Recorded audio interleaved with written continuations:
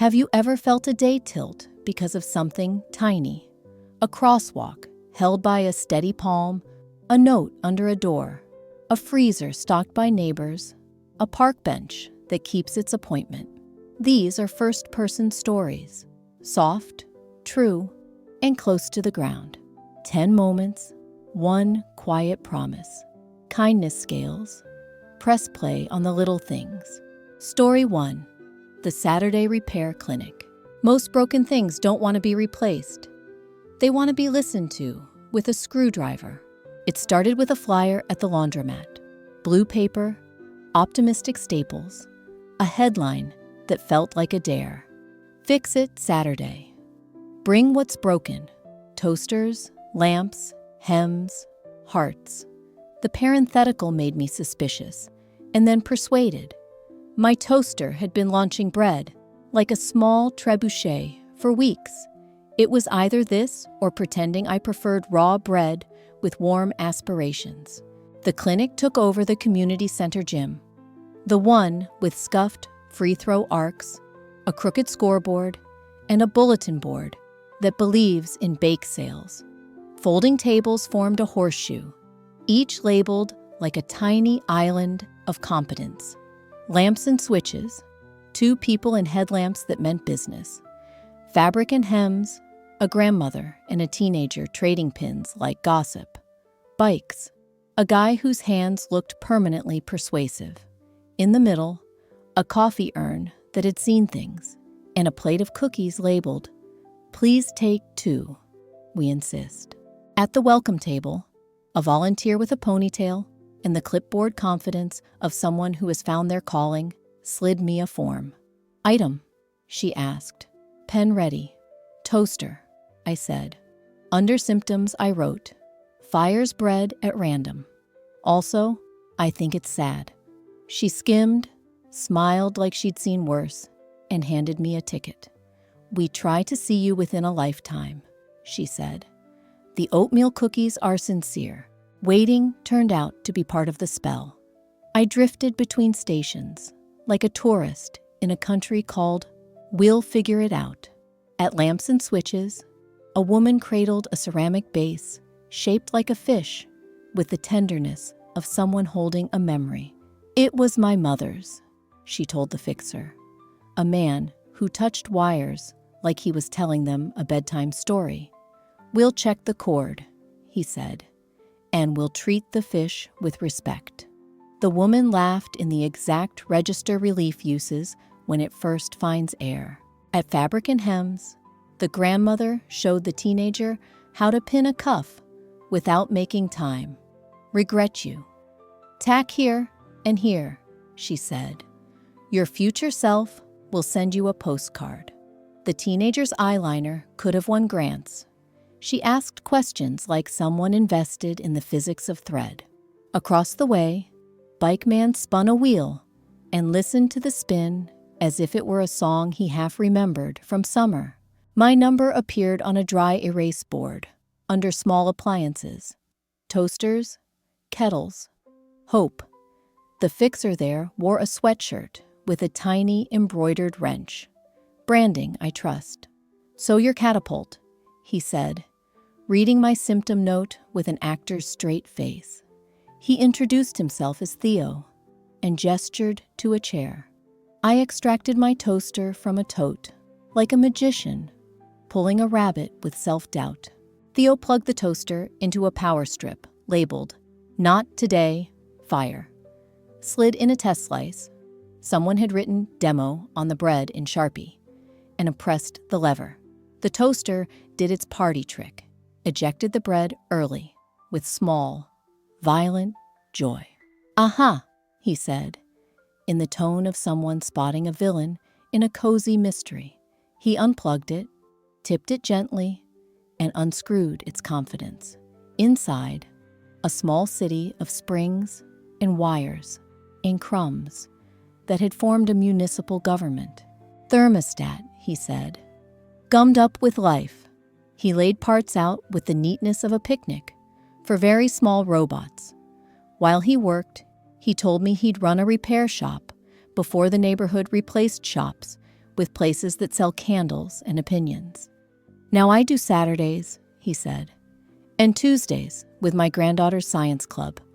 Fourth graders tell you the truth about your personality. The gym hummed with micro redemptions.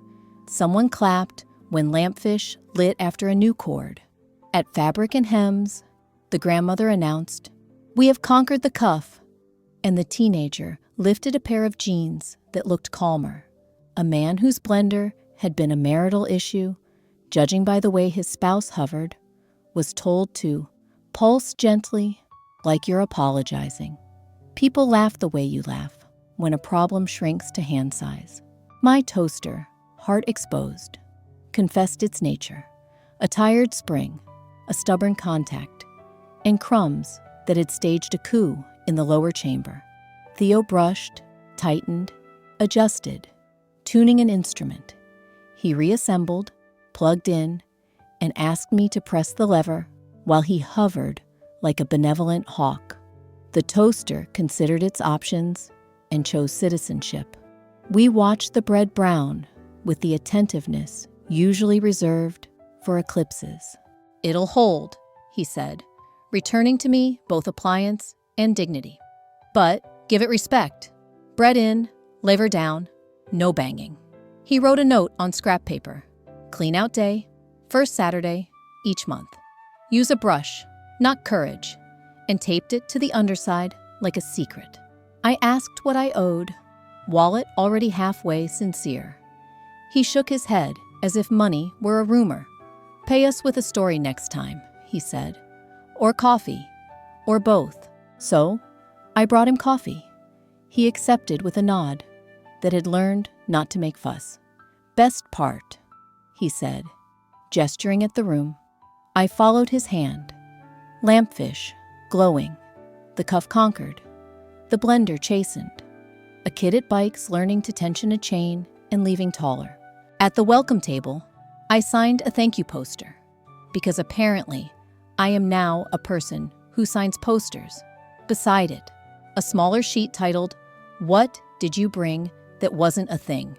People had written, "My dad's jacket and the courage to admit I can't sew."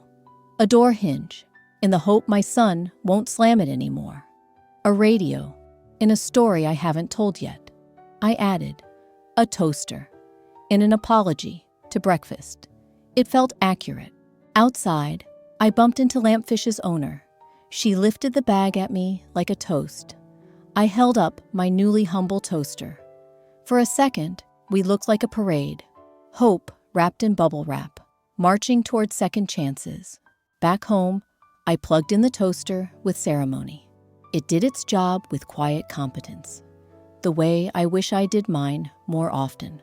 While the bread browned, I made a list of small things I could try to fix with a screwdriver, and some listening. The loose kitchen drawer, the wobbly blue chair, the habit of answering emails like a fire drill. Not everything can be repaired, but a surprising number of things can be less broken by attention. The next fix-it, Saturday, I returned with the blue chair, a bag of coffee, and cookies that tried hard and mostly succeeded. A kid learned to use a Phillips on my chair and taught me, in return, the correct ranking of superhero movies. Theo waved from small appliances like a lighthouse for crumbs. The ponytail volunteer promoted me from client to runner, which meant I got to carry screws, Post-its, and news from table to table and say sentences like, "Lamp is lit," with the joy of a baseball announcer who secretly cares about lamps. They handed me a button when I left. I fix things, sometimes people. I pinned it to my jacket, even though my actual skills are modest. The point wasn't mastery. It was a room where people show up with what they can't handle alone and leave lighter. Now, on the first Saturday of each month, I tip the toaster over the sink and brush out the tiny architecture of old breakfast. Sometimes I imagine the crumbs filing polite complaints and me answering, "Duly noted." When friends visit, I toast bread, and tell them about Theo and Lampfish and the grandmother who turns hems into confidence. We eat, and the kitchen smells like proof that some problems only needed a table, a tool, and a chorus of people saying, "Let's see." Because that's the real repair, I think.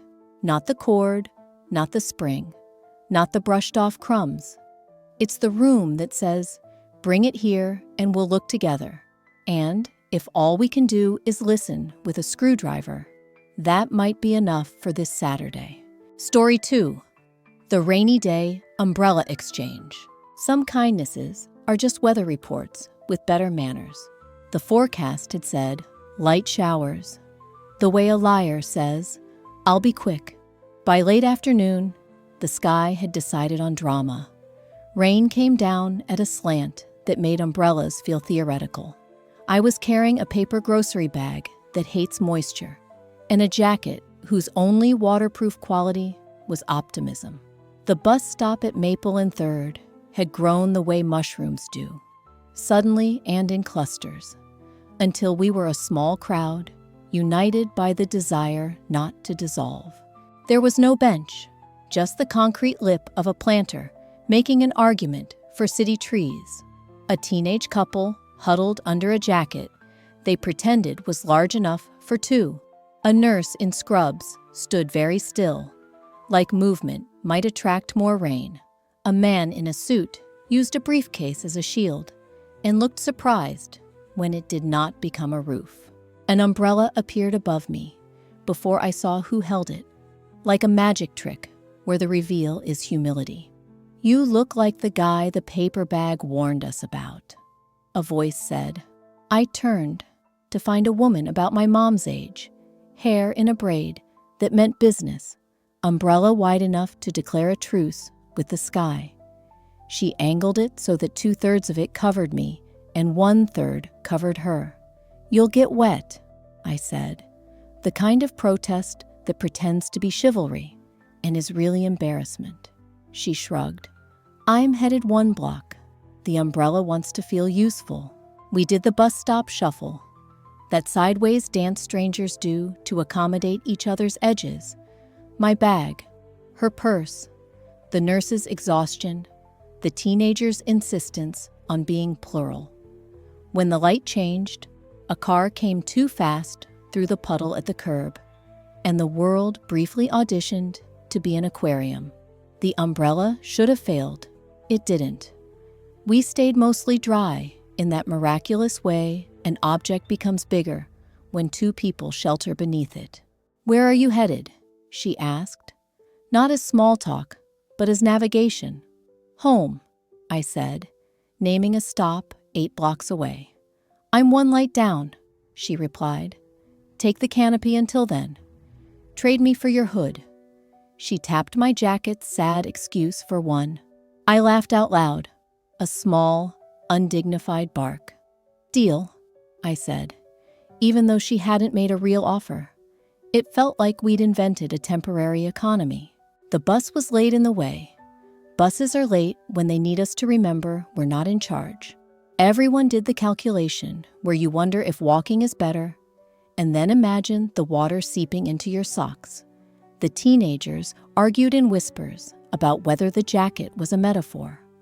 The nurse closed her eyes and then opened them because sleeping standing up is a skill we pretend we don't have. "Take it," the woman said, holding the umbrella handle toward me with the simplicity of someone handing over a spatula. "Walk me to the bakery. I'll run in. You keep going." I did a double take. "You don't have to," I started. "I want to," she said, and in her voice, I heard a long weather map of other days when someone had handed her a canopy and the sky had obeyed. We set off like a mobile awning, my arm high, her shoulder under the edge, the world hissing around us like a polite radiator. The grocery bag survived the first half block.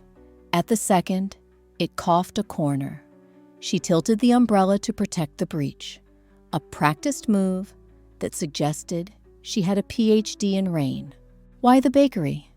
I asked, because questions felt like gratitude in a language I could speak. Birthday, she said, trotting without hurrying. My neighbor's, 92 today.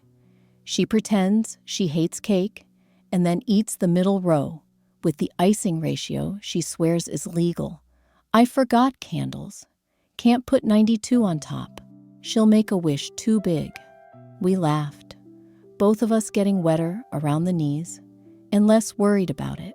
The bakery door chimed us into cinnamon. She ducked inside, shook off, bought candles and something that looked like a moral victory.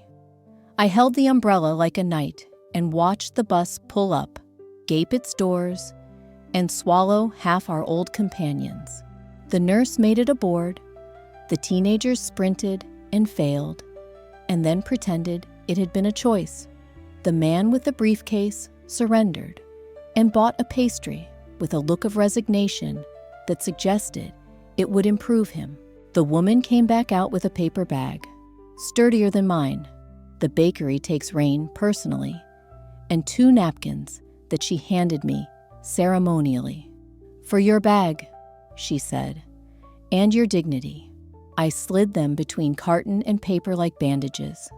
She repositioned herself under the umbrella's lesser third and pointed down the block. 3 more, she said. Then you're on your own curtain. We passed an older man standing in a doorway, holding a dog, wearing what I can only describe as a sweater with convictions. The man smiled at our choreography. You two look like a dissertation, he said. Title, shared cover. Subtitle, the woman replied, without breaking stride. Kindness in precipitation. We all grinned like people who had gotten an A on something we didn't study for. At the last corner before her street, she slowed. The rain softened, the way weather does when it gets what it wanted, to be acknowledged. Here, she said, taking the umbrella and then pressing it back into my hand like a baton. Make it to your stop. Drop it at the community center, lost and found. They know me. Ask for the box that says, things that are still useful. I tried to say something that would capture the precise size of what she had done. Tiny and vast. Without making her sorry, she'd risked it. What came out was, thank you for lending me your weather. It sounded odd and also correct. She nodded as if I'd passed a test. Return it to the universe dry, she said, or at least less wet than you found it. We parted, her toward cake, me toward a crosswalk that had become a reflective river. I fumbled one hand off the umbrella handle to check for the bus, in that way you do when you expect miracles and are open to common sense. No bus. I kept walking.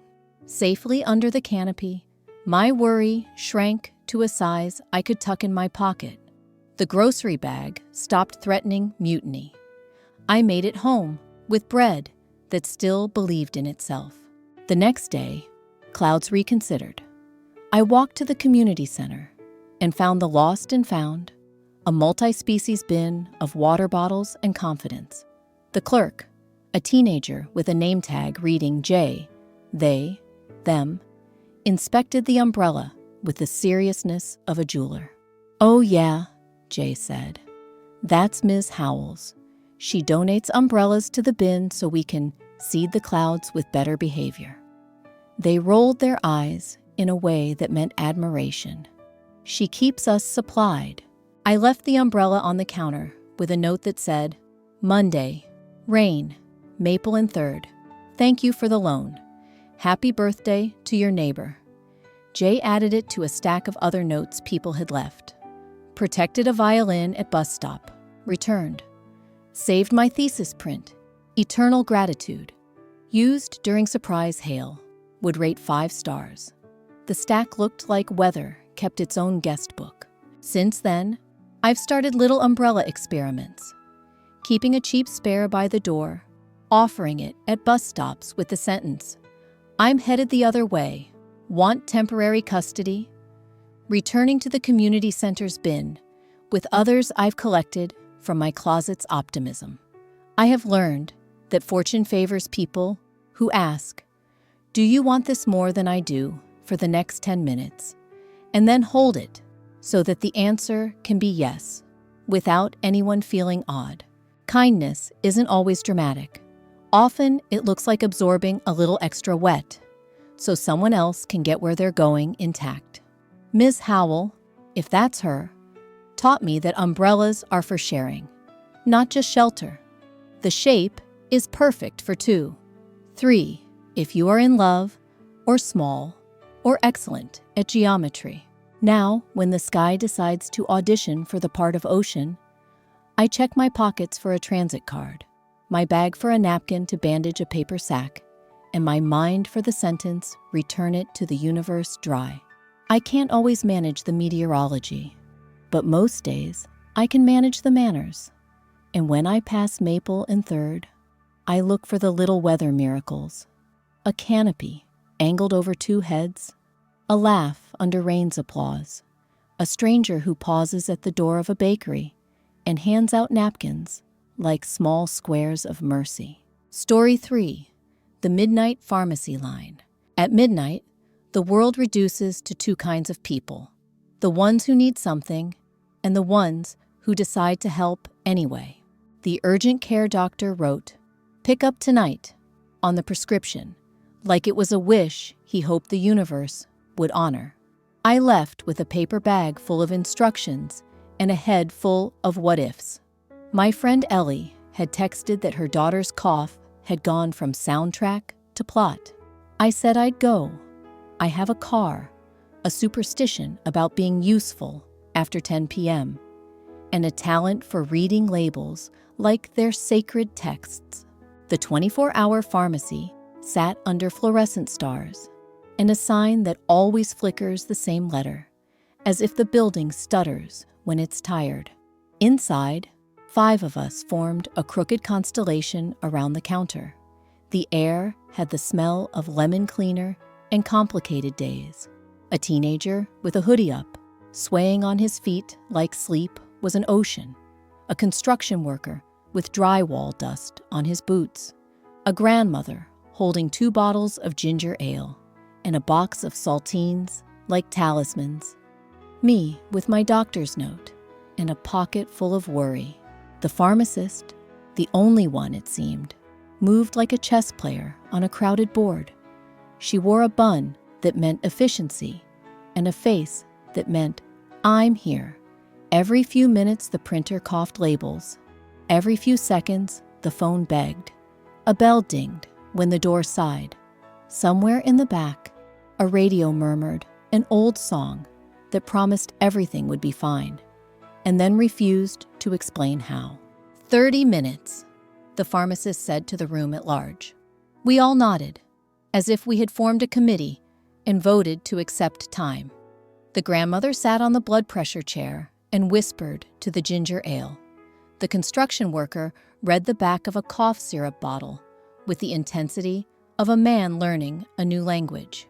The teenager blinked slowly, then faster, then not at all. His phone lit his face the way a lighthouse lights a ship that is not going anywhere. I took out my paper and wrote a list, because lists make rooms friendlier. I added cough drops and humidifier filters and favorite crackers, because sometimes medicine is more than milligrams.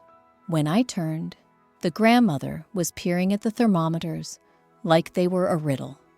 Oral or ear? She asked. No one. Which one tells the truth? I said.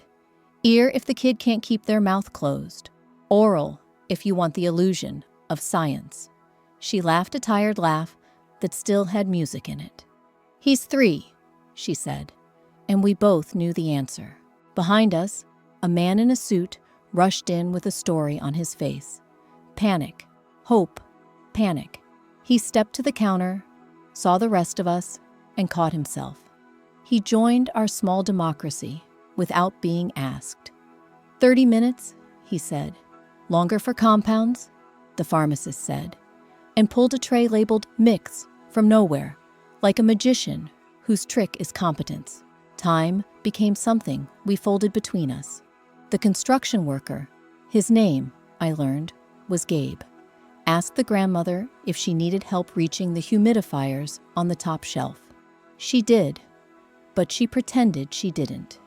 He reached anyway, which is sometimes the exact right grammar. I walked the teenager to the cooler and handed him a chocolate milk because I once saw a nurse do that for a kid who looked the same kind of empty. He took it without words and then found some. Thanks, like a pebble tossed into a well. He added a pack of crackers to the counter and then returned them because price tags say sentences to people at midnight that they do not say at noon. I bought them and then forgot them on the chair he had been keeping upright. The pharmacist kept moving, counting, typing, apologizing on behalf of a system that had not asked her permission to be inefficient. At one point, she lifted a hand, like a conductor about to bring in the woodwinds, and said, "I see all of you." It helped. The waiting felt less like being forgotten and more like being held in a slow line of intention. The printer coughed again, louder, and the pharmacist winced. The man in the suit offered to clear the paper jam with the confidence of someone who has broken and fixed this exact printer in a previous life. She hesitated and then waved him behind the counter. He disappeared like a volunteer firefighter into the back and returned 2 minutes later, holding a handful of paper like a rescued animal. The pharmacist blessed him with a sticker that said, "I was patient," and then upgraded it by writing and helpful with a Sharpie. When my name was called, she added the kind of counsel that makes medicine medicine. How to time the doses with sleep. How to listen for the cough that means go back. How not to panic when the first night is the longest. "You're doing great," she said, even though all I had done was stand here and worry with style. I asked if she wanted a coffee. "God, no," she said. "I want a time machine." And then she smiled, because gallows humor is the currency of midnight. I gathered my bag, doubled back for the crackers I had strategically misplaced, and nearly collided with Gabe, who was holding jumper cables like a bouquet. "Battery's dead," he said, nodding toward the teenager's car outside. "Kid's got no spark, and neither does the Civic." The man in the suit followed with a pack of wet wipes and the air of someone who had been assigned a new, specific task by the universe. The grandmother tucked her ginger ale into her tote, shook the pharmacist's hand, like you shake a hand that has been brave, and followed us toward the night. In the parking lot, the rain had softened into a suggestion. We formed a tiny pit crew. Gabe lined up his truck. The teenager, his name, I learned, was Marco, looked terrified of doing electricity wrong. The man in the suit narrated the process like a documentary. Red to positive, black to frame, no sparks, we are not launching a rocket. I held my phone flashlight because someone always has to be the flashlight. The grandmother took charge of cluck-cluck noises, which is the universal sound for "we're almost there." The engine coughed, stuttered, and then found itself. The look on Marco's face was the kind of relief you almost don't recognize when you haven't felt safe in a while. He said, "I don't know how to," and the grandmother rescued him. "You say thanks and drive home." He did both. We watched his taillights become 2 small cherries and then vanish into a better chapter. Back inside, the pharmacist rang up The Last of Us with a final burst of stamina. She put extra stickers in the grandmother's bag for the 3-year-old's future diplomacy. She told Gabe he should wash his hands because jumper cable hands and cough syrup lids do not mix. She told me, quietly, that we had made the hour easier. I wish every midnight line were like this. she said. Like a small town. I drove to Ellie's, through streets that had washed their face. Her porch light burned the specific color of come in. Inside, her daughter slept on the couch, damp hair on her forehead, like punctuation. We measured out the first dose. Ellie's hands shook only a little. We sat in the dark and listened to the cough settle from thunder to weather. "You're always good at midnight," she said, which felt like a compliment and a job description. On my way home, I stopped at a diner that doesn't care what hour you need pancakes. I ordered 2 coffees to go and dropped one on the pharmacy counter for the next hour. The pharmacist wasn't there. It was the tech now, heavy-lidded but steady. So I left a note. For whoever needs to feel seen at 2 a.m. I added a pack of stickers because we had all learned that sometimes adults need them. Now, when I pass that pharmacy, I check the windows like you check on a friend's house. Lights on, people inside. The world narrows at midnight in a way that can feel cruel or kind, depending on who shows up. That night, 5 strangers and a pharmacist made a pocket of kind, and then went back to our scattered lives. Most nights, we don't need each other. But when we do, it's good to remember we can be the kind of line that looks like a team. One person fixing a printer, one person fetching crackers, one person holding a flashlight just right, one person saying, "I see all of you," and the rest of us saying, "I'm here," in the small ways that count. Story 4. The elevator pause. When a machine refuses to move, a building remembers it knows how. I was carrying a brown paper bag, the weight of an ordinary Sunday. Eggs, coffee, a bouquet that had said special in the store, and why me on the walk home. The elevator doors at my building opened with their usual sigh, and I stepped into the small box that knows my week better than most people. 3rd floor, I pressed. The doors closed. The car hummed, thought about it, and then changed its mind. A soft thunk, a brighter than usual silence. The floor indicator blinked between 1 and none, like a person reconsidering an answer. I did the immediate human ritual. Pressed 3 again, then door open, then close, as if that button ever does anything. Then 3 again, harder, as if elevators respect conviction. The elevator remained an elevator. It did not become a rocket. I took a breath the way apps tell you to. There was a tiny speaker with a button labeled "Help" in a font that looked optimistic. I pressed it. A recorded voice informed me I had reached a service that would reach a person who would reach me. "Stay calm," the voice advised. "You are safe." It felt like someone had put a blanket around me and then left the room. I checked my phone. 1 bar, the moody kind. I sent a text to the building group chat. Elevator stuck between 1 and thinking. "I'm in here. Eggs are in peril." The chat lit like a small village. On my way to the lobby. "I have a screwdriver for vibes. Don't eat the eggs yet. I'll call the super." The super, who sleeps like a cat, wrote, "Coming. Don't pry anything." A knock on the door like a polite ghost. "You okay in there?" A voice called, muffled into tin. "Mostly," I answered. "I promised a plant it would meet water today." "We'll water you," the voice laughed. "It's Mara from 3B. Mara has a way with tone. Teachers do." "Tell me something boring," she said through the door. Like this was a game and not a strategy for keeping people from spiraling. "My grocery list is mostly beige," I said.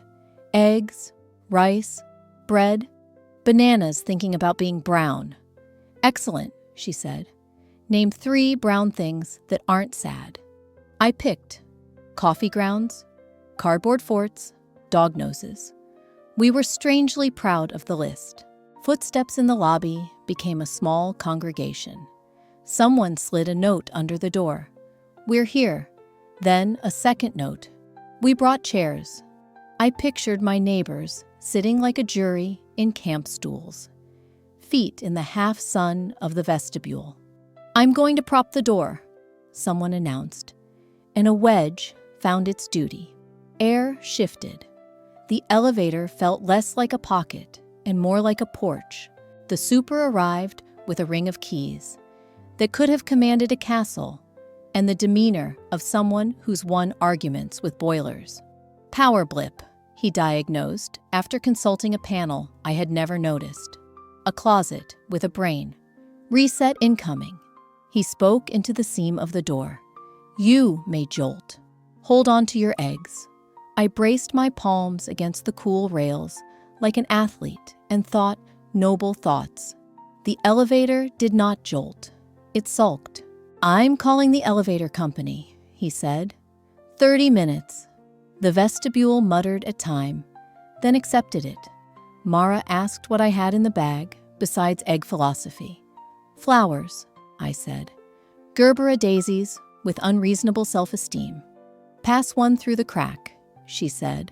There is nothing in the etiquette book about passing daisies through elevator doors. But we invented a method. I folded a napkin into a sling, slid a pink daisy into the wedge, and watched a hand I couldn't see receive it like a relay baton. Laughter in the lobby had the kind of relief that tastes like citrus. Okay, Mara said. New game. What's something in your apartment you want to fix but haven't? Kitchen drawer, I answered. It sticks like it's guarding secrets. When you get out, she said, I'll bring a bar of soap. We'll talk to it. The view of my building shifted slightly, from a place where we passed each other in narrow halls to one where we shared tools, like recipes. The super narrated the universe. They're on their way. Elevator is safe. You are basically in a very boring room. Someone offered a portable fan through the gap, a small machine that exhaled competence. The mailman came by, absorbed the scene without surprise, and distributed envelopes around the lobby as if this were merely a new subscription the building had to Drama Weekly. A kid arrived with a coloring book and slid a page under the door.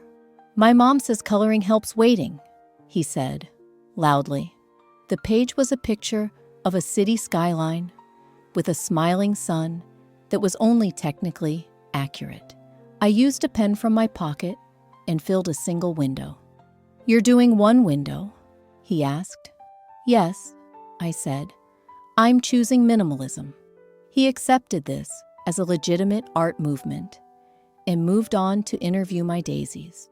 Down the hall, Mr. Lee from 2D arrived holding a thermos in a posture that made me feel 5 years old in a good way. Tea? He offered. Through the seam, via a plastic throwaway cup that flattened just enough to make it through.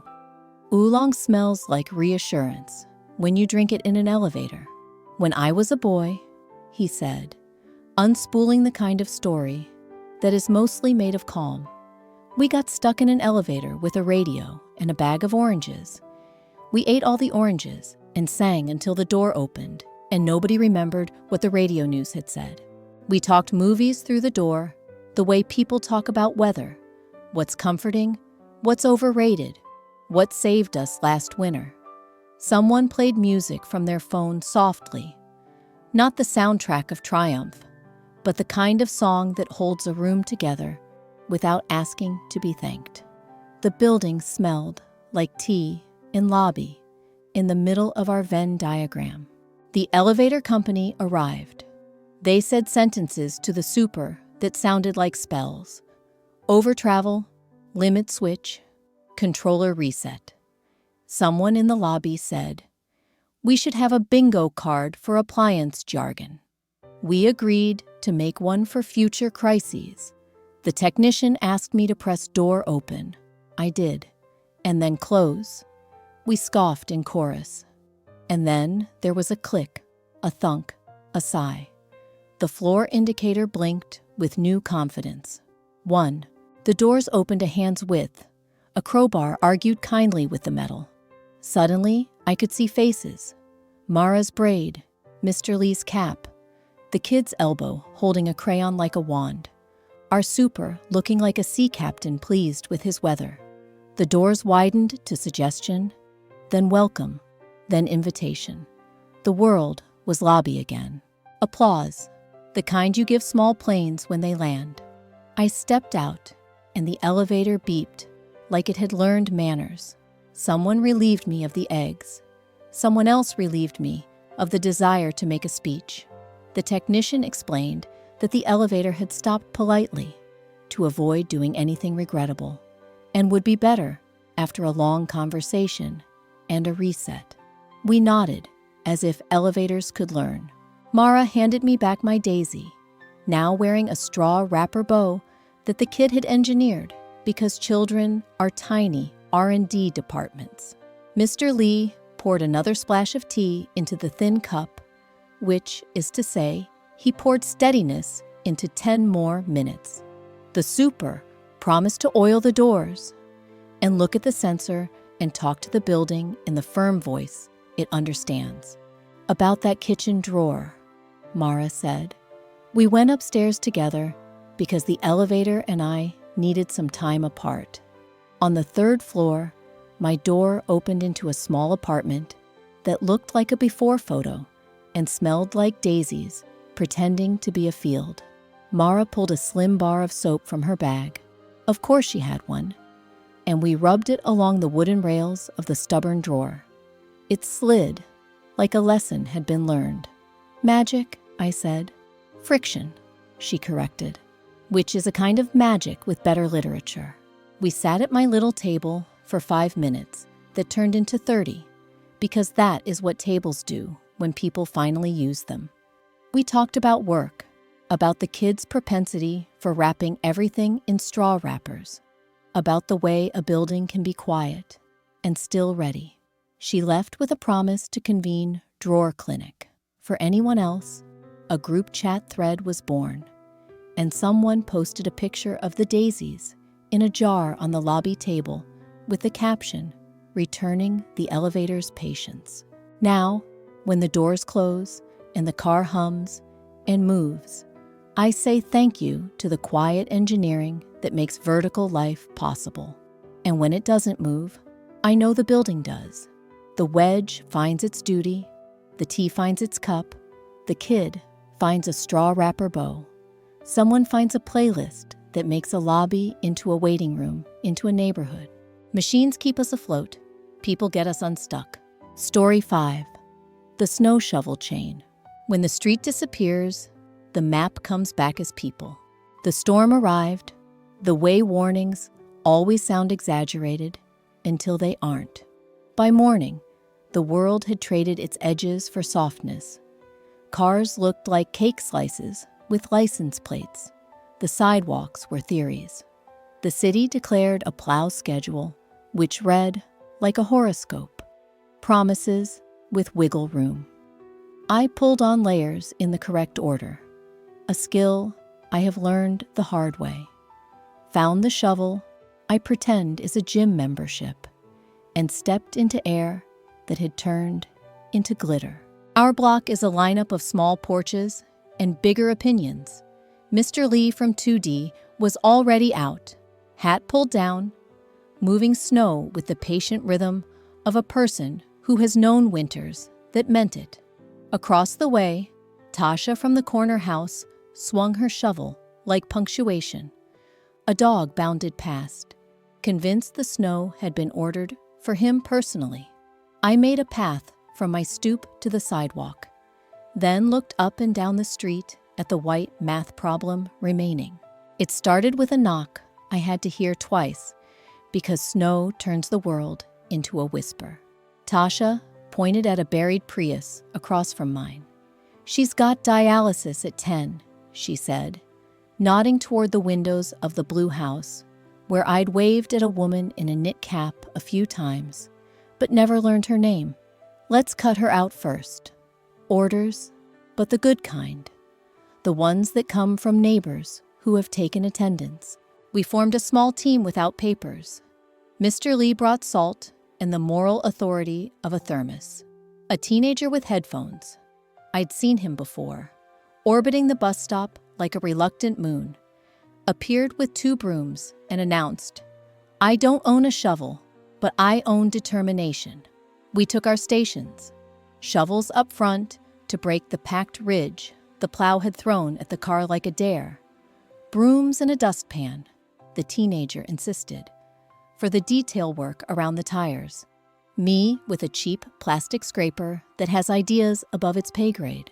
The snow gave way in old rhythms. It's honest work. It tells you what you've done with every pile you move. After 10 minutes that felt like one, the blue house door opened and the woman stepped out, bundled like a ship at sea. "You angels," she said, which embarrassed everyone. "No, ma'am," Mr. Lee replied with courtly precision. "We are your pit crew." She laughed in the particular register relief uses when it first finds a landing place.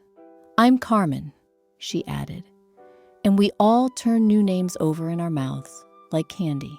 By the time we'd freed the Prius enough to imagine motion, a minivan farther down honked gently, as if asking to be next. The driver's window rolled down to reveal 2 eyes and a knit hat. "School breakfast," she said. "I volunteer." We nodded, as if she had presented credentials.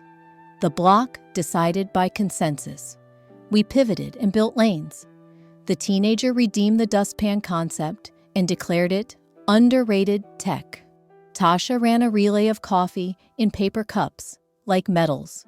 When Carmen's ride arrived, a neighbor with a truck that looked bred for this exact day, we boxed out the spot with broken-down cardboard so she'd have a place to return to that didn't immediately vanish. She squeezed my arm before climbing in. That press that people use when everything they want to say would take too long. "Come by sometime," she said. "I bake when I'm nervous." I kept shoveling the way worry keeps talking, even after it's been heard. The snow kept arriving, gentler now, as if ashamed of itself. A man in a peacoat that had never imagined this life came down the steps of the brick building with nothing but leather gloves and a look of betrayal. "Borrow this," Tasha said, handing him a shovel mid-lift. He complied like a convert. After 5 minutes, he looked at us, surprised to be alive in his own body. "It's not terrible," he admitted. "It's math," I said. He nodded, as if I were onto something. Across the street, a spinning wheel announced someone's ambition had met physics. We trooped over like a volunteer brigade. The car was wedged at an angle, front tires polishing ice into art. The driver, a kid with an anxious expression in a baseball cap advertising a local pizza place, rolled down his window. "Delivery," he said. The situation was both sitcom and sermon. We coached him, rocked gently, low gear, no flooring it like the movies. We pushed on the count of 3.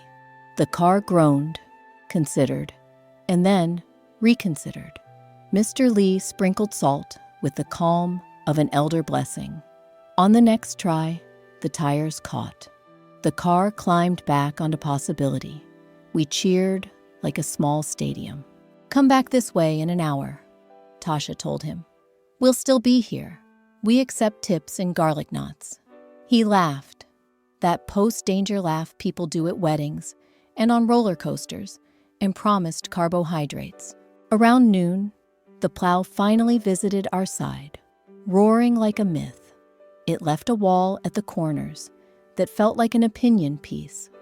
We groaned, and then got on with it. In the middle of the new wall, a small mountain of snow shifted, and then barked, an actual bark. The dog from earlier surfaced, wearing a grin and a hat made of snow, followed by a child in a snowsuit so puffy it had its own weather system. "We dug a cave," he announced. We tried not to make adult faces. Instead, we built him a proper tunnel, a safe distance from the road, and declared it City of Dog. He established citizenship immediately. By early afternoon, the teenager had turned the brooms into flags, marking the last slick spots. The peacoat man had evolved into a foreman with charts. I had discovered muscles that sent postcards only in February. A woman I'd seen only in passing, always in ankle boots, always with a book balanced on her tote, appeared with a tray of grilled cheese quarters wrapped in foil. "I got bored," she explained, as if boredom had ever produced such good decisions. We ate standing up, steam rising from the foil, the block feeling like a backyard. Then a window opened on the second floor of the yellow house, and a voice floated down in a tone shaped like worry. "Is anyone going to the pharmacy?" An older man called. "My wife's refill. Today's the last." Before his words even landed, 2 people answered yes. The peacoat man and I volunteered, like we were signing up for a field trip. The teenager asked for the address to run it. Mr. Lee pronounced this acceptable if he wore a scarf and used the crosswalk. He saluted with a broom. We walked to the corner, through a corridor we had created with our own arms. The world looked briefly like a city diagram in a child's book. Houses with smiles, smoke behaving, paths labeled with our footprints. The pharmacy had a line of people who looked exactly like people who have learned patience through winter. The tech behind the counter raised an eyebrow. We could see above her mask that said, "You and everyone else," and still managed to be kind. We brought the bag back like a relay team and were rewarded with a wave and a plate of cookies lowered on a string, which felt theatrical and perfect. When the pizza kid returned, he honked a fanfare and handed over a box that smelled like diplomacy. "Boss said this block's doing community service," he announced. "Payment in knots and extra sauce." We clapped, and then pretended we were too cool to clap, and then clapped again because food arrived. As the light went gold, the way winter afternoons do when they've earned it, we looked up and down at the day's math. Curb cuts restored, hydrants cleared, corners negotiated back into existence. People leaned on shovels and on each other, and on the knowledge that we had made a street out of a blanket. Someone suggested a group photo. Someone else said we would regret the hats. We took it anyway. In the picture, everyone is slightly ridiculous and completely themselves. I went inside with a back that would complain in haikus and a heart that had recalibrated. I ran hot water over my wrists the way you do when you've forgotten they exist. I thought about Carmen and her dialysis, the volunteer minivan, the city of dog, the cookies delivered by pulley. I set a towel by the door for the inevitable future puddles and wrote salt on a list and thank you notes on another. That night, the block chat became a parade of photos and offers. Extra shovels to lend, a PS4 controller someone found under a drift, a call for volunteers to check on Mrs. Hernandez in the greenhouse. The teenager posted a picture of the dustpan with the caption MVP. We agreed a dustpan trophy would be created from cardboard and pride. Someone added a note. If the plow closes you in, text. We'll reopen you. The storm got named by the news, as storms do, and folded itself into weather history. But whenever I walk our street now, I see the lanes we carved, faint as chalk, under tires and time. I see the place where the pizza kid's car learned manners, the corner where we built a tunnel for a small municipality of dog and child, the spot where Carmen squeezed my arm. The map of the block is different, not because the city redrew it, but because we did, one shovel width at a time. When the street disappears, the map really does come back as people. And the next time warnings sound exaggerated, I will remember they might be invitations to knock twice on a neighbor's door, to form a pit crew, to discover the uses of a dustpan at scale, to accept grilled cheese in foil and return it with garlic knots.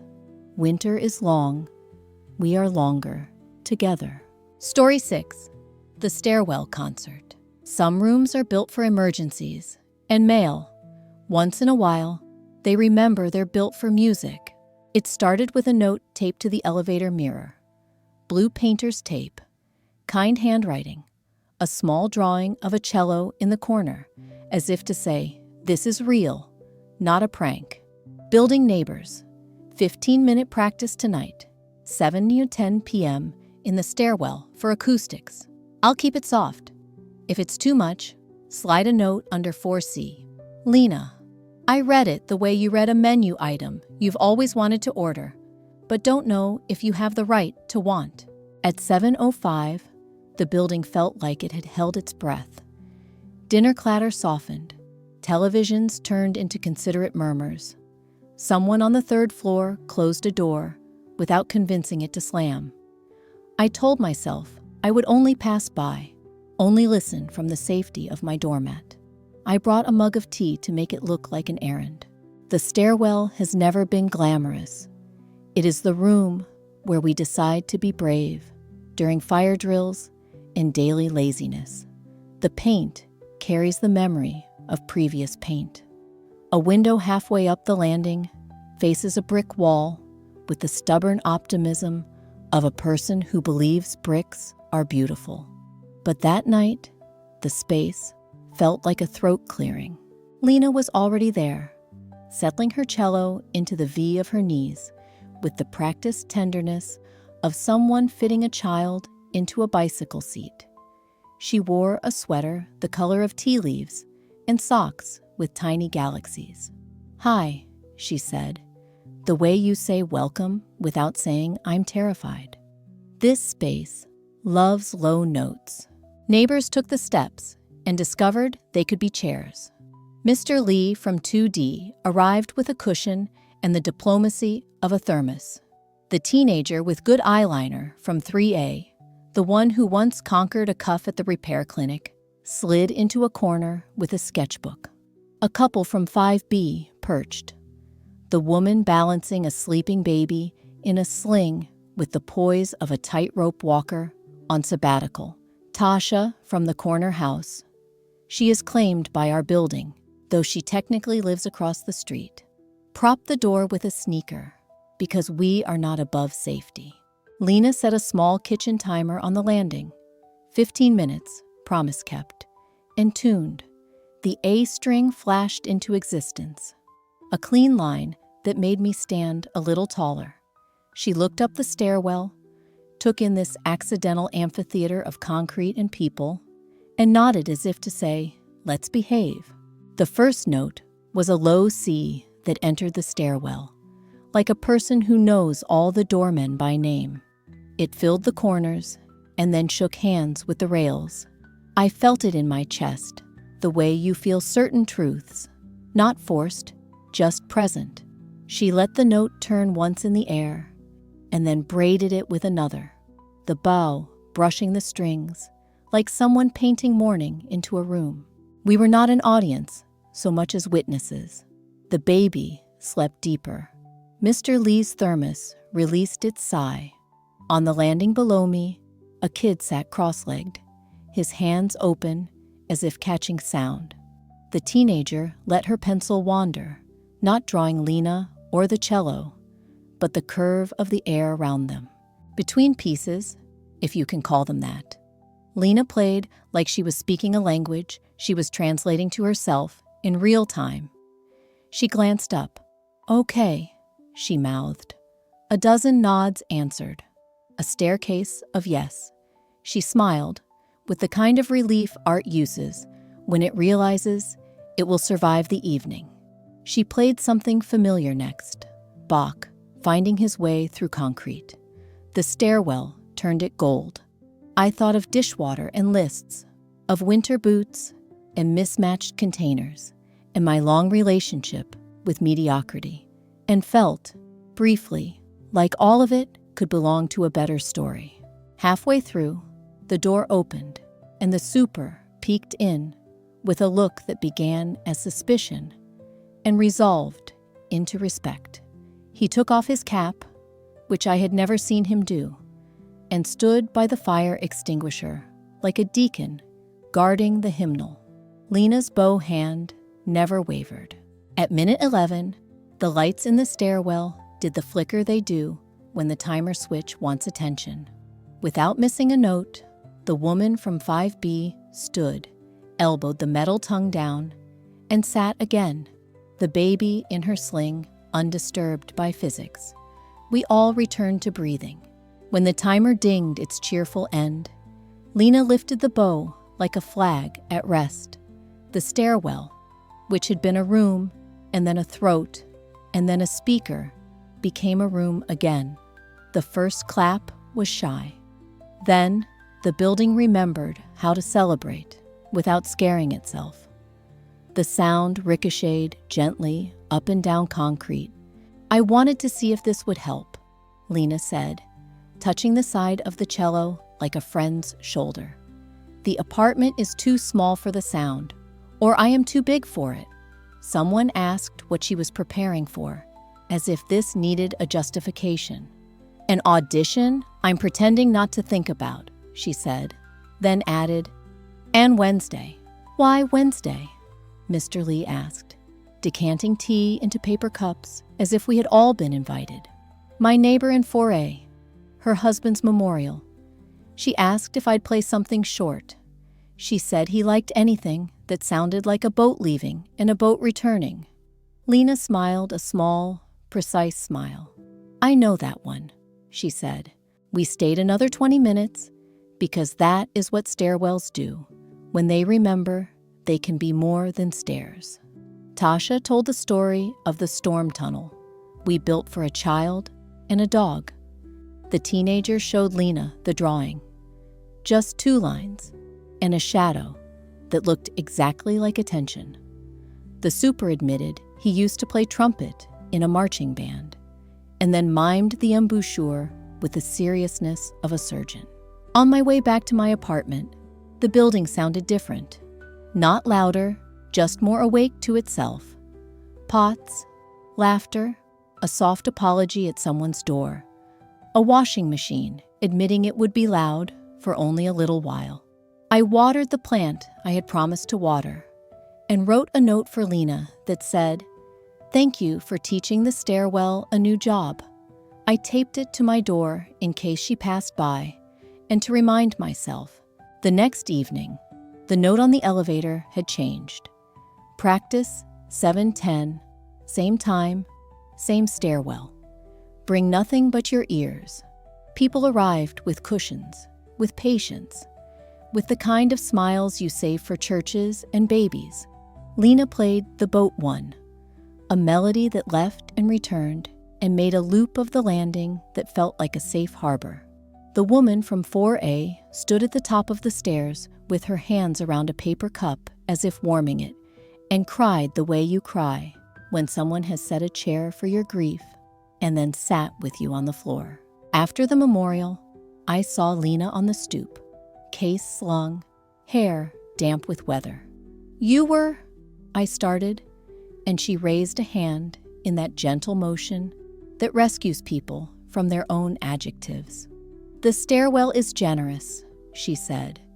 Then she added, you all are too. She passed the practice time to the rest of us, like a baton. On Fridays, the teenager reads a poem into the landing, her own, sometimes, or one borrowed with permission from a book. On Sundays, Mr. Lee brings a portable speaker low enough for someone's grandmother's lullaby, and we listen, not moving, to a voice recorded a lifetime ago. Once, the super brought his trumpet, and then didn't play it, just held it on his lap like an old friend, and told it a story about high school. We keep the time short, 15 minutes. We keep the rules simple. Don't block the exit, don't scare the baby, don't let the stairwell forget it's a stairwell, and also a room that knows how to hold a sound. When new tenants move in, the second note under their door is from the landlord. The first is from us. Wednesday stairwell, 7:10. Soft music. You're invited. Sometimes I still listen from my doormat, tea in hand, pretending I'm only passing by. But most weeks, I sit on the step between the third and fourth floors and remember that our building has a heart that needs winding like a clock. It is a small thing to be present when sound makes a square of air into a place. It is a large thing, too. Now, when I take the elevator and it works, bless it, I smile at its mirror and at my shape in it. When it pauses, I step into the stairwell and listen to see what job it is doing today. Escape route, gossip gallery, rehearsal room, chapel. Mostly it is only stairs. But once, and then again, it learned to be a concert, and everything else sounded more possible. Story 7. The Sunday Laundromat Ring Rescue. Most miracles arrive disguised as quarters, lint, and someone who refuses to give up on a tiny circle of gold. Sunday is the city's laundry heartbeat. The machines at Spin Cycle on Ash Avenue thrum in a key that sounds like everyone starting over at once. I go early because socks are easier when the room is half asleep. The place smells like warm metal, dryer sheets, and a childhood memory I can't place. Maybe sunshine on towels, maybe the word again. I fed quarters to washer number 6 until it agreed we were partners. The sign above the change machine says, "No bills over $10," in a font that doesn't believe in exceptions. A man in a Mets cap negotiated with the vending machine and lost, then shrugged and returned to folding like a philosopher.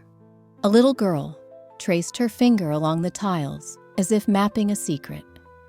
The radio did old hits with new commercials in between. The drama started with a sound I didn't know I knew. A small, hollow tink inside a dryer, unlike the usual clatter of buttons or the commotion of a forgotten key. It was the noise of an object protesting its journey. The woman in front of dryer Dumyer 14 froze, mid-fold, then reached for the door like a person catching a sentence before it escapes. Inside, among the carnival of towels, something flashed. A gold ring ricocheting in the heat, determined to be both found and lost. She pulled the laundry out in armfuls, hands shaking like she'd drunk too much coffee, and decided to feel everything at once. "No, no, no, no," she said, not angry, just pleading with the universe to be reasonable. The ring had disappeared into the lint trap's jurisdiction.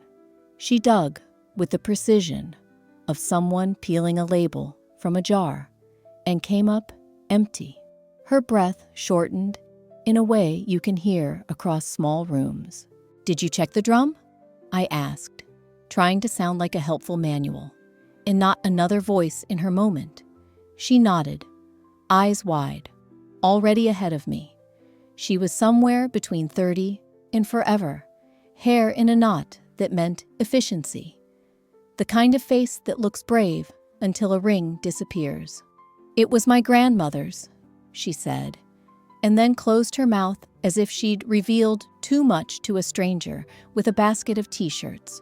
The attendant, a teen named Viola, if her tag could be trusted, jogged over with a screwdriver and the authority of a person who has rescued dozens of socks. "We've got this," she said to the room more than to the woman. "Everyone, pause your apocalypse. Let's pull the lint panel." The laundromat paused the way rooms do when someone speaks in a voice that combines kindness and command. I held the dryer door while Viola knelt and unscrewed a panel that looked nervous about being judged. The Mets cap man produced a mini flashlight from somewhere on his person, because of course he did. I never doubt that men in baseball caps have tools. "Shine it here," Viola said. The beam illuminated a small cavern of fuzz and lost decisions. No gold. Okay, she said, not defeated. Plan B. She turned off the machine, pulled it from the wall with a strength that surprised me, and gestured for help. The man with the cap and I became her pit crew. We slid a towel under the dryer foot, nudged, and tilted like a mini moon landing. The little girl with the tile map stopped to observe, solemn as a judge. Her mother whispered, "Don't touch," and she obeyed. But I saw her eyes taking notes for a future thesis on gravity and adults. At floor level, the laundromat revealed its archaeological strata. A Canadian quarter, a bobby pin with ambitions, enough lint to knit a small sweater. No ring. The woman swallowed, like someone choosing to keep it together another minute. She did not cry. She held one corner of a towel as if it were a hand. To the hose, Viola said, new plan entering the chat. She returned with a vacuum that had seen things and a pantyhose leg. The kind of improvisation that belongs to the category called competence, disguised as magic. She stretched the pantyhose over the hose nozzle, rubber banded it tight, and turned on the vacuum. We're going to use suction, she explained, but catch anything shiny before it disappears inside. We vacuum the crevices, lint trap slot, edges of the drum, the dark negative space where the machine pretends to end. Lint shivered up like old snow. The Met's cap man peered with the flashlight, narrating like a wildlife documentary. We are approaching the migration of small, lost things. A paperclip clung to the pantyhose, a washer, a single sequin from a dress that had, in its former life, definitely had opinions. No ring. The woman closed her eyes. Not surrender, reset. She reached into her pocket and took out a chain with a tiny medal on it, thumbed it quick, then put it back. We'll find it, Viola said in the tone of a promise that almost bullies the world into keeping it. Check the washer, I asked, in case it never traveled to the dryer. The woman shook her head. I saw it tumbling, she said, voice doing the math of memory. Like it was swimming. She laughed once, a small bark at herself. Then she started doing the thing you do when you can't control anything, folding with care, as if to prove she still had jurisdiction over the square footage of a towel. While we searched, other people grew into the story. A young guy with headphones took one out and, without asking for context, joined the flashlight brigade with his phone. An older woman who'd brought her own clothespins the way some people bring their own salt said, check under the gasket, and somehow produced a blunt wooden skewer. Viola slid it under the rubber lip around the door like a surgeon. A few coins and a marble the size of a decision popped out. I lost that weeks ago, another voice said. Someone 2 machines down. The laundromat made room for 3 stories at once. Then the little girl, who had obeyed admirable boundaries, said in her careful, outside voice, if you were a ring, you would roll. We all paused, because wisdom arrives in tiny shoes. The Met's cap man nodded as if receiving instruction from a small deity. Floor slope, he said, pointing. I had never noticed the gentle lean toward the back wall where the floor drain lived. The ring, in theory, could have done what circles do, found the path of least resistance, and kept going. We followed the slope with our eyes, then our knees. Dust bunnies colonized our jeans. I swept my hand under the adjacent dryer and hit something that felt like a wheel. Then something that felt like an answer. A warm circle met my fingers, small, smooth, heavier than lint, and lighter than a miracle. I closed my hand slowly, like I'd been handed a baby bird. I think, I started, voice keeping a lid on joy. the way you keep a lid on soup to keep it from boiling over. Do not drop it, the clothespin woman said, solemn. I opened my palm. The ring winked, unmistakable, a tiny moon that had returned from the tumble. The woman's hand flew to her mouth, then to her heart, then hovered midair like it didn't trust itself to take the thing back. Is it? She said. It was.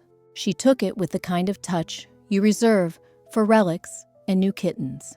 For a moment, the laundromat and its mismatched chairs and radio static faded to peripheral.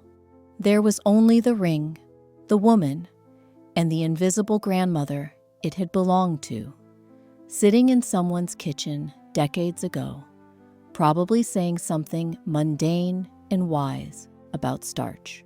We cheered, which is ridiculous in a room full of appliances and also required by the rules of rooms. The little girl jumped and then pretended she hadn't. The Mets cap man dabbed his eyes with the corner of a washed t-shirt in a way that suggested he would deny it under oath. Viola turned off the vacuum like a magician bowing. The clothespin woman said, I told you the gasket, and then smiled. So we understood she would accept a co-credit.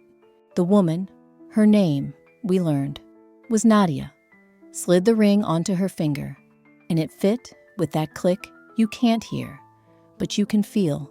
Thank you, she said, to all of us, and to the floor slope, and to physics, and to the idea of Sunday.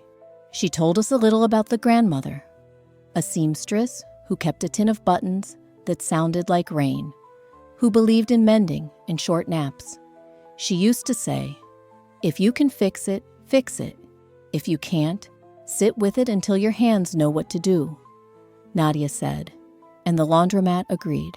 We put the room back together. Dryer angled into place, screws returned to their homes. Lint field diminished to a polite border. Viola wrote check gasket on a neon sticky note and placed it above dryer dumber 14 as if labeling a museum piece. The little girl received a quarter for consultancy. She bought gummy bears with the gravitas of a CFO. The Mets cap man finally won a bag of chips from the vending machine and announced his victory like a sports commentator who had always believed. On my way out, I added one more load to the machines because starting over felt like faith. I watched towels become sky in the dryer window and thought about small circles returning to hands, about people who'll kneel on a laundromat floor without thinking because someone says, grandmother, about the way rooms can become teams without needing jerseys. Now, when I hear the tink inside a dryer, I move without waiting for permission. I keep a pantyhose leg in my laundry bag, like a weirdo with a plan. I look under gaskets and along floor slopes and into the faces of strangers who might become neighbors for the length of a search. And when I fold, I try to handle fabric with the attention you'd give to a story. Because once I watched a ring come home in a place built for spin and heat, and it turned out the real machinery was us. Story 8. The Little Free. Pantry at dusk. Hunger sounds dramatic, but most days it's just logistics. A shelf that's empty when it needs to be full. There's a little free pantry on Juniper and 12th. A wooden cabinet on a post with a glass door that fogs when the weather is thinking. Somebody stenciled, take what you need, leave what you can in paint that has held up better than anyone predicted. I pass it on my walk most evenings and play inventory Tetris with my eyes. Canned beans next to peanut butter. A pyramid of mac and cheese boxes leaning toward chaos. One rogue can of beets the universe can't talk anyone into. On this Tuesday, it was nearly bare. One instant oatmeal packet curled like a leaf, and a note in blocky handwriting that said, thank you. Rice? It wasn't a demand. It was a grocery list, whispered to a wooden box. I checked my phone as if there might be a button for fill pantry, and then laughed at myself in a tone that sounded like responsibility clearing its throat. I walked the extra half block to Mel's Corner Market, the bodega that smells like coffee and possibility, and asked Mel if he had any end-of-day bread, cans with dented pride, or cereal that had lost its box but not its soul. Mel is a man whose eyebrows do heavy lifting. He looked at the note I'd taken a photo of, then at me, then at the pantry out the window. "Rice, we got," he said, and hauled a 20-pound sack onto the counter with a thud that made the gummy bears jump. "Also beans. You'll need a way to portion it." He produced a stack of quart Ziplocs, like a magician producing scarves. "I'll cover half," he added, already ringing things up in his head. "You'll do the rest.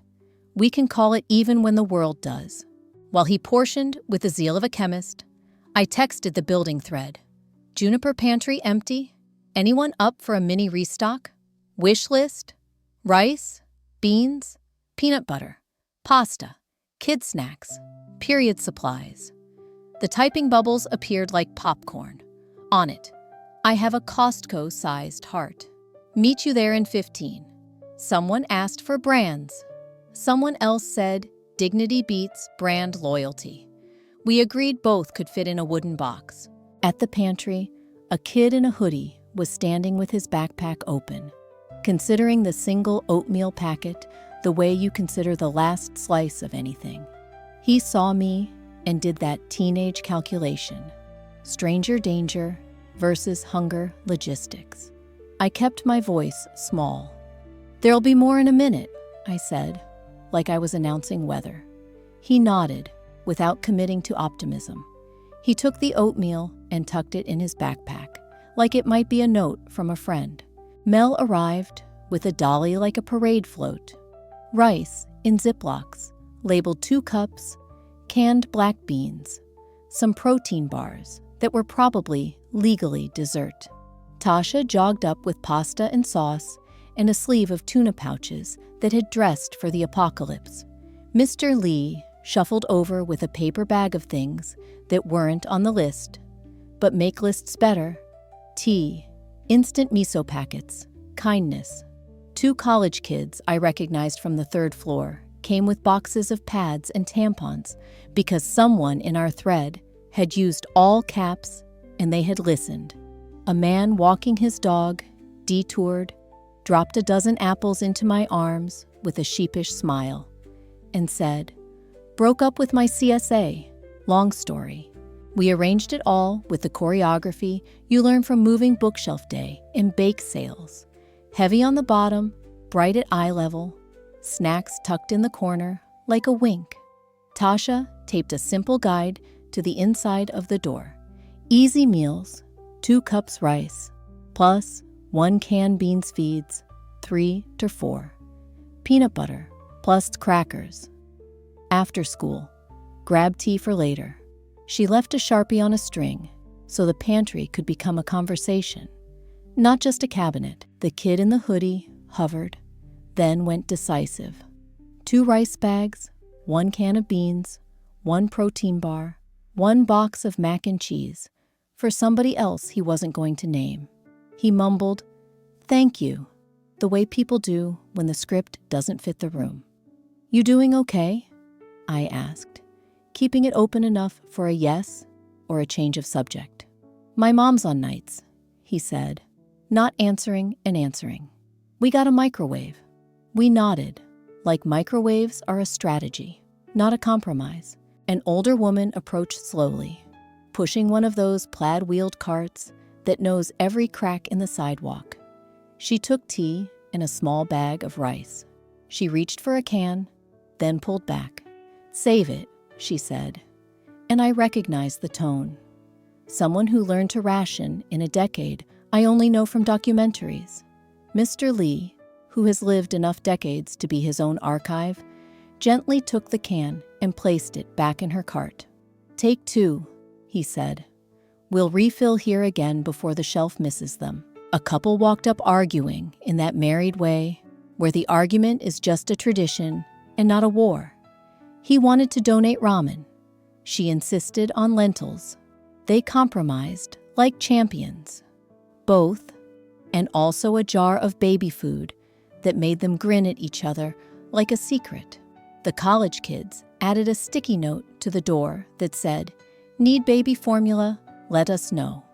Another added, "We can help with Snap app Tues, see you Thurs at the library." Mel taped his business card inside with, "If box is empty, I'm 2 doors down." The pantry was becoming less a box than a switchboard. As we worked, cars slowed, reading the stenciled words, deciding to stop or to remember later. A delivery driver in a hurry pulled up, rolled down his window, and handed me a 6-pack of shelf-stable milk. "My aunt runs one of these," he said. "People forget milk." He drove off before I could ask his aunt's name, so I could send her a thank you shaped like a postcard in my head. We stepped back to admire a full shelf, like it was a painting we had all contributed to, which it was, except people would take pieces of it, and that would be the point. Tasha took a photo and posted it to the neighborhood group with a caption that didn't boast. It invited. Comments popped like late popcorn. "I can do pasta next time." "Do we need gluten-free? I have baby wipes." The pantry had joined the internet, which is dangerous and also effective. Then, a man walked up and stood just to the side, the way you stand at the threshold of a church when you're not sure if you belong. He looked tired in a way that doesn't get better with a nap. He stared at the sign, then at us, then at the shelf, then at the sidewalk. "This is for anyone?" he asked, though the words were right there on the wood. "For anyone," I said, my voice doing its best to be a ramp, not a gate. He took peanut butter, crackers, rice, and the dignity we offered on purpose by not hovering. He turned to go, then turned back. "Every Tuesday?" he asked. "We'll try," I said. "And, if not Tuesday, Wednesday," Mel added. The man nodded, like someone making a plan with the week. As dusk settled in that soft way it has on our street, the pantry door fogged and cleared as people opened and shut it. A mother with a stroller, a teen with a skateboard, a guy wearing a suit with the tie stuffed in his pocket, like a surrender flag. We added a small solar puck light inside, so the cabinet would not become night too quickly. Mr. Lee tied a string to the latch so small hands could open it without a wrestle. Tasha tucked a poem in the corner, 3 lines about bread and breath and neighbors, and I pretended dust in the air was responsible for my eyes. We left eventually because the street asked us to trust it. On my way home, I saw the kid in the hoodie on his stoop with a microwave bowl and a plastic fork and a face that looked older and younger at the same time. He lifted the fork like a toast. I lifted my bag of empty Ziplocs back. The next morning, I walked by just to check, which anyone who has ever loved a project understands. The shelf had that healthy look. Some empty space where cans had been. Some new things a stranger had tucked in. Shampoo, a box of crayons, 3 bananas that would need to be chosen today. The sticky notes had multiplied. One said, "Thank you, got rice." Another, "Any pet food?" Underneath, an answer in a different hand. "Yes, tonight." That evening, I carried a small bag of cat food and a bigger bag of sorted pantry things. I found a plastic folder inside, labeled Community Log. It held scribbles and thank yous and requests, and a tiny drawing of a can with legs running toward a pot. Someone had written, "We are not a program, we are a habit." I added, "Habit confirmed," and tucked a Sharpie behind the hinge like a talisman. Now, when I grocery shop, I buy with the pantry in mind. Two of things that keep: a jar of something that feels like a treat, a box of tampons, because someone will need them exactly when they think no one sees. I keep Ziplocs in my tote. I say the sentence, "Take what you need," with the inflection of, "This is normal," because it is, or could be. The pantry taught me that hunger is a logistics problem with feelings. It asks for rice, yes, but also for notes, for light, for a Sharpie on a string, for a way to say we were thinking of you when we bought this. Most of all, it asks for Tuesdays, and for the promise that if Tuesday fails, Wednesday will show up, pretending it was the plan the whole time. Story 9. The Midnight Lost Dog Watch. Some neighborhoods don't have a watch. They have a group text that decides to be one. It was the kind of night that forgets how to be evening and accidentally becomes morning. Streetlights doing their jobs without enthusiasm. A breeze that had misplaced autumn. I was brushing my teeth when the building thread pinged 3 times. In the tone I'd learned meant not gossip. Tasha. Lost dog. Small brown, red bandana. Answers to miso. Last seen Juniper and 10th, 10:42 p.m. Gentle. Skittish. Pals no chasing. Neil plus call name. A photo followed. A cinnamon loaf of a dog with permanent eyebrows and a face that could negotiate a treaty. I stared at the screen with toothpaste foam like a comic book cloud at my mouth. Then I did the thing that makes me like who I am some nights. Found shoes, grabbed a hoodie, stuck a handful of kibble in a sandwich bag, and went downstairs. The street had a quiet you can hear. Mr. Lee stood in the vestibule, buckling a reflective vest like a knight considering his options. "You coming?" he asked. I nodded. "I have a bag of persuasion," I said, wiggling the kibble. "Excellent," he said. "I have a flashlight that believes in drama." At the corner, a small committee had convened. Tasha, with a stack of flyers she'd printed at the 24-hour copy place, like a person who uses urgency as fuel. The teenager, with the excellent eyeliner from 3A on her bike. Front light flashing a heartbeat. Mel from the bodega, with a thermos labeled coffee for heroes, that we pretended not to find funny, because we were, briefly, trying to be heroes. A couple from the Yellow House arrived, holding a leash, and the kind of hope you carry when you've loved a creature who doesn't speak English and yet understands everything. "Miso belongs to Carmen's niece," Tasha said, circling a spot on the map app with a finger. Gate didn't latch. He bolted at a scooter. She handed out mini stacks of flyers. Post on eye level for humans, lower for dogs walking their owners. We nodded solemnly at the wisdom of heights. We divided the grid like we were planning a heist with less money and more heart. My route, Juniper to 8th, down to Laurel, back up the alley behind the laundromat. The alley smelled like detergent and wishes. I called Miso, softly, the way you call a secret. A raccoon looked offended. A cat blinked, no comment from a fence. Somewhere, a wind chime tried optimism. The first sighting came 10 minutes in. Teenager on bike. Eyes near schoolyard, running east. The thread exploded into tiny arrows. Tasha. Do not chase. Neil. Palm out. Say name. Mr. Lee. Car at corner, I can block gently. Mel. Leaving cup of chicken by hydrant at Juniper and 9th. It felt like air traffic control for the best kind of plane. I rounded Laurel and saw a small shadow dart behind the bus shelter, then reappear, ears doing semaphore. I crouched. "Miso," I said, as if I'd always known him. He paused, calculating. I placed 3 kibbles on the pavement and looked away. Every dog person knows this choreography. You invite, you don't insist. He took 1 step, then 2.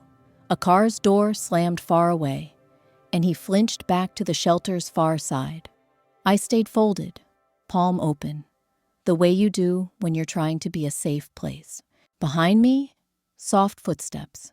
Tasha dropped to her knees, too. Not close, just nearby, making the sidewalk large enough for fear. "Hey, buddy," she said, to the night in the tone paramedics use. Mr. Lee stood 50 feet up, a reflective sentinel doing traffic theater, so that cars would interpret the situation as a parade.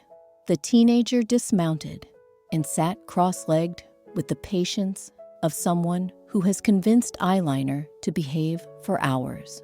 A woman hurried up, breathless, cheeks flushed with regret.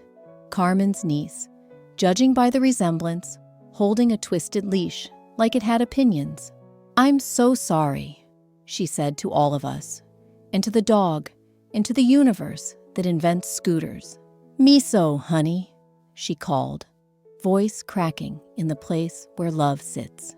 Miso's ears rotated, full satellite dish. He inched out, then in, torn between genetics and grammar. "Try the come home word," Tasha suggested. The niece whispered something I didn't catch. Maybe a nickname from the kitchen.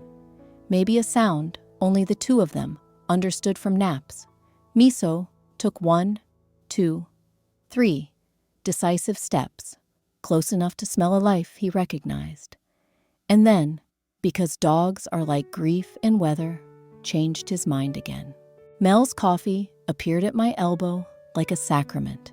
"For you," he said. "For your knees." He set a second cup on the ground, 3 feet from Miso. The lid off, so the steam could write "not dangerous" in the air. The teenager produced a slice of deli turkey from nowhere. Teenagers have layers, and set it closer to Carmen's niece's knee. The night rearranged itself into possible. And then the bus arrived. It roared into the stop with the self-esteem of public transit at midnight. Miso bolted in the wrong direction, across the crosswalk, towards the dark throat of Laurel. Mr. Lee, 60 years of practice in being careful with the world, stepped into the street with his reflective vest like a flag. The bus driver braked with a politeness that made me want to bake her a cake. Everything held its breath. Miso slipped between a trash can and a tree, a self-sufficient cinnamon ghost. "Okay," Tasha said, calm, resuming its position. "Regroup. We lost sight at Laurel and 8th. The map turned into a geometry problem. A man I'd only ever seen in headphones pulled them down and said, 'There's a hole in the fence by the playground.' We adjusted. The teenager got back on the bike and became a quiet lighthouse. I took the alley to the playground, calling a name that wasn't mine to call, and holding kibbles like currency. Under the jungle gym, 2 eyes, a low growl that wasn't personal, just policy. 'Miso,' I whispered. 'I have very boring food.' He sniffed the air, calculated how much dignity a dog can lose and still be himself, and crept forward on elbows. Carmen's niece appeared at the gate and sank to the gravel, hands resting on her knees, shoulder blades saying please to the night. She made the kitchen sound again. Miso did that dog thing, where the whole body decides. The ears say yes, the tail says yes, the front paws say wait, the back paws say we already left. He inched, he paused, he rushed, straight into the oval of her arms. The sound people make when a lost thing returns is soft and embarrassing and holy. She cried, he snorted. We all pretended to be very interested in gravel. The teenager passed her the leash like an award. Mr. Lee took off his vest as if retiring from a single-use career. Tasha checked Miso's paws with the efficiency of someone who has Googled cut pad first aid. No blood. A burr or two. An ego scraped by an adventure that had run out of plot. We walked back as a moving festival. Small, tired, triumphant. Carmen had been waiting on the porch. a blanket like a cape over her shoulders, dialysis schedule taped by the door, eyes holding 1,000 years. When she saw the red bandana coming home, she made a noise that sounded like a prayer, remembered just in time. She scooped miso and kissed the place between his eyes and scolded him in the language of forgiveness. He wagged in guilty iambic pentameter. Inside, the kitchen light went on with the moral of the story. Bowls materialized, water happened, miso ate like a humble king. We stood in the doorway in that way people do when they are too wired to leave and too decent to stay. Carmen pressed ginger cookies into our hands the way grandmothers do, even when they are not your grandmother. "Thank you," she said, as if the word had more letters tonight. On the sidewalk, the block exhaled. The bus whooshed by, slower than usual, like it knew it had already been the villain in one act and didn't want a sequel. Mel handed out the last sips of coffee and kept the thermos for next time. The teenager remounted, light, blinking a promise. Mr. Lee saluted the moon because sometimes he does that, and I have stopped being surprised. We put the flyers in the recycling with a ceremony that felt like tucking something into bed. Back upstairs, I washed the kibble dust off my palms and wondered why this felt bigger than a dog. Maybe because it was a map of what people do when asked well. Show up with what they have. Believe the person who knows the name. Block a bus with their vest. Kneel on gravel without needing applause. Bring deli turkey. Remember the gap in a fence. Aim a flashlight just right. Make the kitchen sound. Now, when the building thread pings after 10 p.m., I look at my shoes before I look at my excuses. I keep a Ziploc of kibble in my bag, like a weirdo with a heart. I know the best kneeling posture for skittish creatures and certain kinds of fear. I learned that you don't chase, you invite, you don't shout, you hum home. And on my walks past Laurel and the schoolyard, I check the fence for that gap. Someone patched it the next day with zip ties and a square of wire, the kind of fix that says we noticed. The red bandana shows up in the window sometimes, and miso barks at nothing with the courage of survivors. When he does, I like to think he's telling the story he knows. The night he went everywhere, and then returned to the kitchen word that means all is well enough. Story 10. The Friday Soup Pot. Some weeks don't end. They simmer down until you can taste them. It started with a note on the lobby corkboard between the dog walker flyers and a faded ad for guitar lessons with a number that had lost a digit. Friday soup. 6:30, 8 in the courtyard. Bring a bowl if you have one. If you don't, we do. Apt 2F. Underneath, someone had drawn a little pot with 3 cartoon steam curls that looked like the kind of hope you can eat. By Friday at 6, the week had turned into a backpack I wanted to drop. I stood at my sink, considering bowls the way some people consider outfits. The blue ceramic one felt like a commitment. The plastic one felt like an apology. I took the blue one and a spoon that had survived 3 apartments and a move across the country. On my way down, the elevator passed floor 2, and I almost waved at the number out of loyalty. The courtyard is nothing fancy. Brick rectangle, string lights that pretend to be Paris, a stubborn rosemary bush that believes in itself. But that night, it was a tiny country with its own weather. A long folding table wore a thrift store tablecloth, and, at the far end, a big silver stockpot perched on a stand like a visiting dignitary. Steam rose in polite spirals. Next to it sat a stack of bowls, a jar of mismatched spoons, a paper sign with Sharpied letters, Veg plus GF, lentil lemon. Someone had taped a list of ingredients and blessed them. The phrase, no nuts, The hosts, two people I'd seen in the hall but never named, moved with the unpanicked grace of people who trust soup. "Hi," said the woman, apron over jeans, hair in a braid with a pencil stuck through it. "I'm Hannah." The man, wearing an oven mitt like a gauntlet, said, "I'm Luis. Watch your hands. The ladle has opinions." I laughed with the relief of being told what to do in a room where you've never been before. My bowl felt heavy with both expectation and the possibility of dinner. Neighbors assembled the way birds do, around a good tree. Mr. Lee from 2D arrived with his thermos, which I now realize is his +1. Tasha eased in, winded from what looked like a long day, and held up a bag of store-bought rolls like a confession. "Bless you," said Hannah, as if carbohydrates had a liturgy. The teenager with the excellent eyeliner drifted in, headphones around neck, balancing a small tub labeled Chili Crisp, Spicy.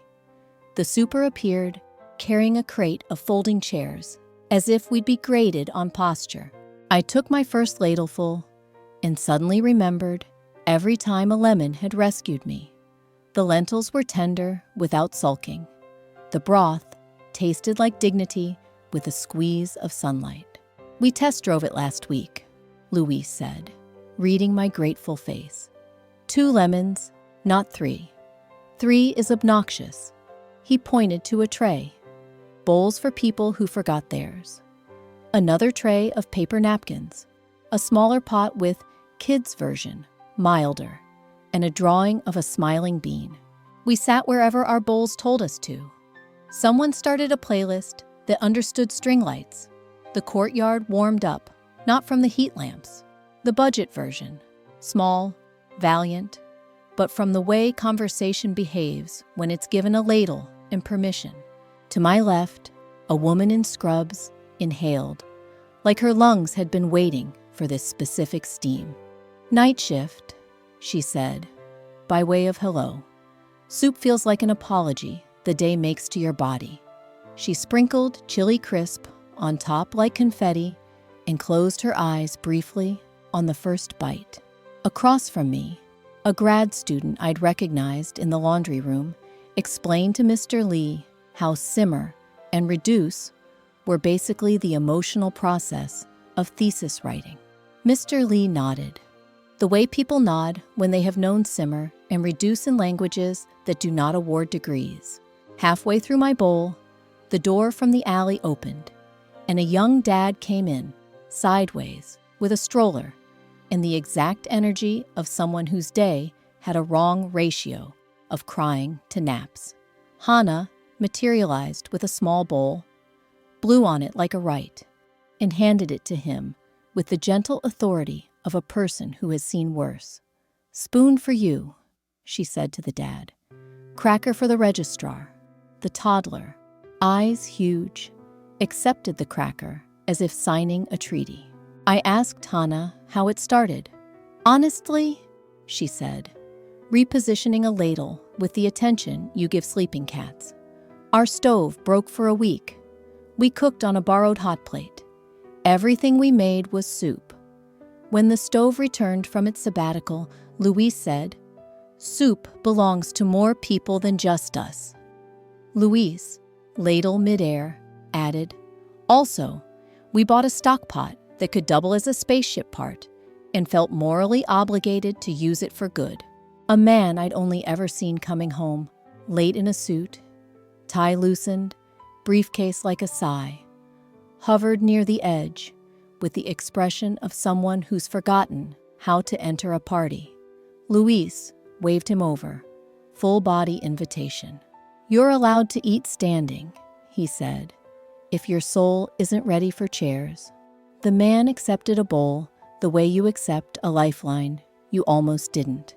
Later, he asked softly if the recipe could be emailed. "A friend could use it," he said, which everyone translated correctly. By 7:10, the courtyard had rearranged itself into a diagram of relief. Kids using chair legs as tunnels, a small cluster of Spanish at one end, A laugh from the stairwell that sounded like someone remembering a joke correctly for the first time. Someone began a game at the condiments table called Top 3 Soups of Your Childhood. Answers landed like postcards: chicken with stars, tomato with grilled cheese, pho after church, miso on sick days, albondigas at grandma's house, caldo verde that could fix a week. We booed lovingly at anyone who tried to pick 4. Hannah and Luis ran the pot with a choreography that felt like a love story. You only notice if you look at the corners, one refilling bowls, while the other wiped drips with a cloth that had lived other lives. A touch on a shoulder for alignment, the shared smile when someone returned for seconds with the face of a convert. On my way to seconds, I noticed a small, handwritten sign taped beside the pot. Pay if you can, $0 $10, or bring bread next time, or a song, or just come. A mismatched mug held a few bills, a transit card with a sticky note for someone's ride, and a sketch of the stock pot from the teenager's hand. The steam curls updated with tiny stars. An older woman in a chenille cardigan arrived. As we were halfway through the pot, she carried a Tupperware and the kind of careful posture you associate with good china. "For my neighbor," she said. "He won't come down." And in the space at the end of the sentence, we all understood that he couldn't or didn't know how. Hannah filled the container to the lip and secured the lid like a promise. "Tell him we have bowls with handles," she said. "Sometimes handles make all the difference." The woman smiled at the very particular truth of that.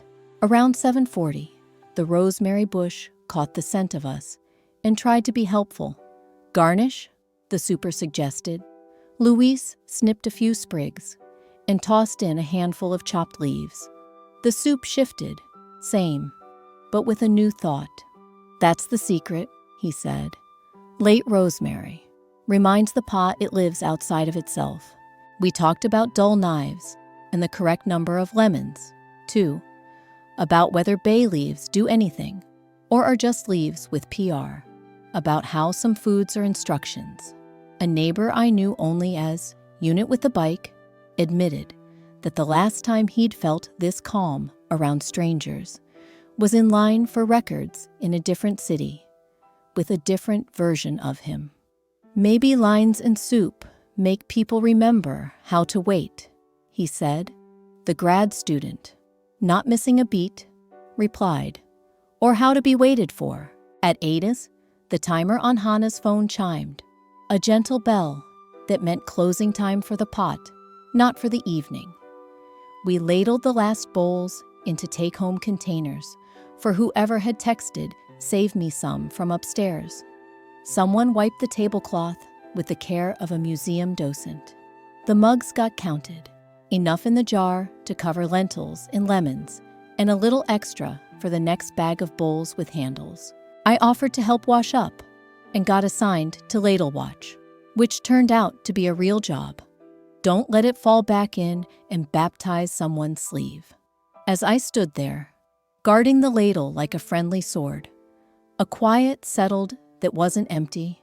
It was full of the after noise of people who had eaten and been less alone while doing it. Hannah stacked bowls with a rhythmic clink of satisfaction. Luis tucked a folded index card under the pot lid. Next week, chickpea, tomato, and orzo. Vegan. Bring your lemon opinions. Before I went upstairs, I filled a small container for the nurse in scrubs, who'd left early to catch a nap. I knocked on her door and ghosted it on the mat. Texted, "Soup on your stoop. No nuts. Lemon forward." She replied with a string of emojis that somehow tasted like gratitude. In my kitchen, I washed the blue bowl and left it on the counter so Saturday would see what Friday had done. I wrote lemon on the grocery list twice because sometimes you need the reminder. From my window, The last string lights went out one by one, like a polite curtain call. Now, when Friday threatens to be just another landing pad for an exhausted week, I think about the sign. Bring a bowl if you have one. If you don't, we do. It's not just about soup. It's an invitation to show up with whatever you've got. Ceramic or plastic, appetite or ache, and be handed something warm enough to reset your weather. Some weeks don't end. They simmer down, and in a courtyard behind a building that could be anywhere, a stock pot remembers its other job, not just to cook, but to gather. We bring bowls. We bring ourselves. The ladle has opinions. The lemon is correct. And for a little while, the world fits on a folding table under string lights, and we are fed. If you want a calm story every day, subscribe and ring the bell. Tell me your little moment in the comments. Start with, my small act, or a kindness I received. And I'll feature a few in the next episode. Share this with one person who could use a softer ending tonight.